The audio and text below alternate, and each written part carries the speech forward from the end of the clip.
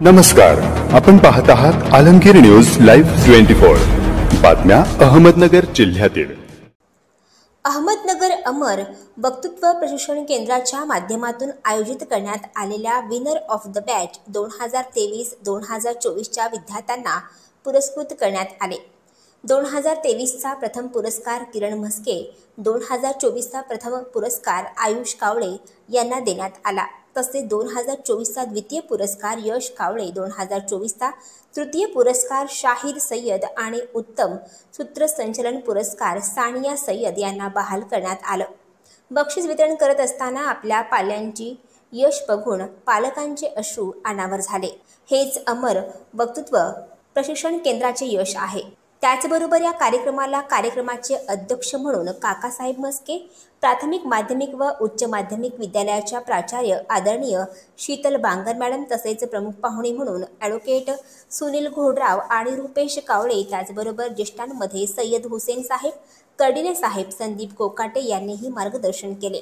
तसेच म्हस्के विद्यालयाच्या प्राचार्य शीतल बांगर मॅडम सुंदर अशा मार्गदर्शनाने सर्वजण मंत्रमुग्ध झाले। सर्व विजयी विद्यार्थ्यांनी आपली मनोगते व्यक्त केली। त्याचबरोबर आलमगीर न्यूज चॅनलचे संस्थापक अध्यक्ष सन्माननीय जहीर सय्यद यांचेही कार्यक्रम यशस्वी करण्यासाठी फार मोठे योगदान लावले। आलमगीर न्यूज अहमदनगर। शब्द हेची अस्त्र, शब्द हेची रत्न, यत्ने करू शब्द मिळवण्यासाठी आपण सगळेजण प्रयत्न करू।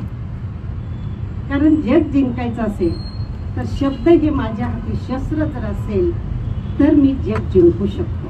त्याला शस्त्र म्हटलेलं आहे।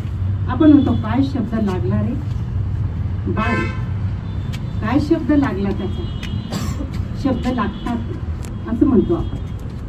आणि म्हणून आपण सर्व या शब्दांचे साधक आहोत, उपासक आहोत। वक्तृत्व, भाषण ही जी कला आहे ही अंगभूत असणारे गुण आणि बौद्धिक विकास म्हणजे भाषण। अंगभूत तर कला असते, त्या कलेला जर वाव मिळाला तर तुमच्या बुद्धीचा विकास होतो आणि बुद्धीच्या विकासावर शब्द हे राज्य करतात। आणि म्हणून भाषण ही जी कला आहे तर ही कला, आता सरांच्या डोळ्यात अश्रू आले, खरोखर सर तुम्ही मला बोलताच येत नाही, पण आज तुमच्या मुलाला बोलायला शिकले तुमची मुलं, आज नक्कीच जगामध्ये ते राज्य करू शकतात, जग जिंकू शकतात। संजय भोसरे तसे पप्पा म्हणाले की यश काहीच नव्हतं बोलत, खरं म्हणजे कोणतेही पाहुणे आले तर तो मागे राहायचा, बोलायचं नाही काही। तसं आयुष बोलतो। मी स्कूलमध्ये असताना, म्हणजे आता मी 10th दिली, आता उद्या रिझल्ट आहे, स्कूलमध्ये असताना मी पण स्पीच वगैरे दिले, पण जसं यश आयुष आज बोलले त्याच्या पुढे आज मला वाटते मी तर काहीच नाही दिले म्हणजे।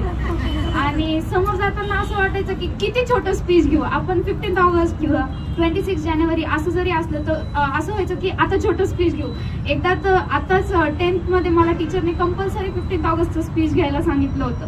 आणि असं झालं की मी असं शोधलं की मला खूप कमी, म्हणजे भीती वाटते सर्वांसमोर जाताना बोलायला, शब्द नाही येत लवकर, आठवत नाहीत लवकर, लर्निंग नाही होत, माझं लर्निंगची स्पीड खूप कमी आहे। तर आज मी जसं यशचं स्पीड ऐकलं ना, मला आयुष तुझं तर आहेच, तुझी प्रोग्रेस खूप आहे, पण यशचं ऐकून मला खरंच खूप छान वाटलं आणि त्यांनी जे काही बोललं ते खरंच खूप छान होतं। आणि सर मला आता कॉलेज क्लासेस मधून वेळ भेटला तर पुढच्या बॅचला मी नक्कीच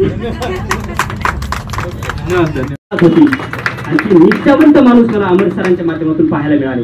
म्हणजे गेल्या 1 वर्षापूर्वी त्यांच्यासोबत होतो, त्याच्यासोबत मी काम सुद्धा केलंय आणि त्यांचे विचार आणि माझे विचार समतोल आहेत, पटले, म्हणून मी त्यांच्याकडे आलो। त्यांच्याकडून बऱ्याच गोष्टी मला शिकायला मिळाल्या। आणि मध्यंतरी काळात मी राजकीय कॅम्पनिंगचे कामं करत होतो आणि मला अनेक जणांचे कॉल आले, अरे तुझा बॅनर लागलाय, तुझा तिचा सत्कार होणार आहे, असा कार्यक्रम आयोजित केलाय, मला कळायलाच तयार नाही। मी म्हटलं कोणी केलाय तयार? अमर सरांनी मला कॉलच केला नाही, त्यांना माहिती ही ऑपॉर्च्युनिटी अंदाजी द्यायची, आपण अचानक द्यायची। मला अनेक जणांचे कॉल आले, ज्यावेळेस बॅनर आले त्यावेळेस बघितलं प्रथम पारितोषिक, खरं तर त्या पात्रतेचा मी जरी नसलो तरी सुद्धा त्यांनी मला ती पात्रता आणून दिली, त्याबद्दल मी अमर सरांच्या ठिकाणी आभार मनापासून व्यक्त करतो। खरं तर मित्रांनो, तुम्हाला सांगायचं एवढंच आहे, आपला जो ट्रॅक आहे ना तो ट्रॅक सोडू नका। वक्तृत्व कला शिकलं याच्यानंतर आपण डेव्हलप करणं आपल्या हातात असतं। ते फक्त तुम्हाला रस्ता दाखवू शकतात, तुम्हाला नवनवीन गोष्टी शिकवू शकतात, पण त्यातून आपल्याला आपलं भवितव्य घडवायचं असतं आणि ते आपल्या वक्तृत्वातून घडत असतं। त्यामुळं सर्वांनी ही गोष्ट लक्षात ठेवली पाहिजे. म्हणजे एक रिक्षा चालक होता, त्याच्यावरती एक माझ्यासारख्या माणसाने हात केला, अहो येऊ द्या ना मला, तिथं जायचं स्टँडवरती सोडा. होतो की जसं या विद्यार्थ्यांनी सांगितलं की आनंद निघायचा एक व्यक्ती असेल तरी भाषण करायचे, तसं एक विद्यार्थी असेल त्यावेळेस सुद्धा अमर सरांनी त्या ठिकाणी क्लास घेतलेले. आणि आज या ठिकाणी मला विश्वास नव्हता की इतके 4-5 जणांची या ठिकाणी भाषणं होती. कारण बऱ्याच वेळा मला त्यांचे कॉल की तुम्ही यावेळी मला या ठिकाणी येता नाही आलं, पण या ठिकाणी खूप आनंद वाटला.